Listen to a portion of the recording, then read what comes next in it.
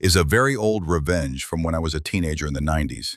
There were only a few PC gamers around at the time, and without internet, it was hard to get hold of new games. Me and a friend bought games from abroad via airmail because local stores didn't sell many, but these weren't cheap.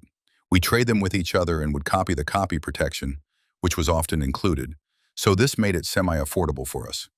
A new kid joined our class, however, and his uncle had tons and tons of games we didn't have.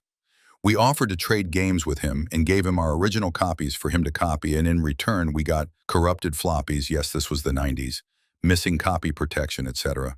And after a few months of this, we received not a single working game, while he had received all of our games.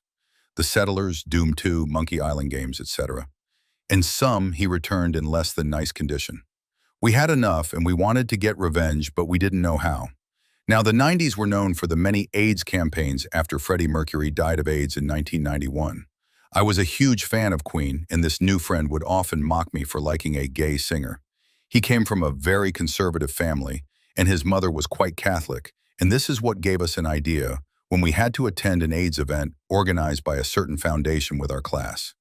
At the end, we were given flyers about AIDS, homosexuality, etc., and free condoms with the logo of the AIDS Foundation were up for grabs. We each grabbed a few for reasons you'll soon reach below. Me and my friend were one of the very few with a computer and inkjet printer at home, so we got this idea to screw him over. We created a fake letter addressed to our friend, pretending we were the AIDS Foundation, copying the logo and everything to make it look as authentic as possible. It went something like this. Dear first name, thank you for your letter. We understand it's difficult being open about being homosexual, and you have many questions after the event you attended with your class. Please find enclosed a flyer which should answer many of your questions as well as some condoms. Please practice safe sex at all times. We enclosed all the flyers we had gotten at the event as well as the condoms and mailed it to Mr. Last Name to guarantee his father would open the letter first. We had no idea the shitstorm this would create. We knew him being homophobic, this would be great revenge. But apparently his mother had been in tears, screaming, his father angry, and he was grounded for weeks with his parents convinced he was gay.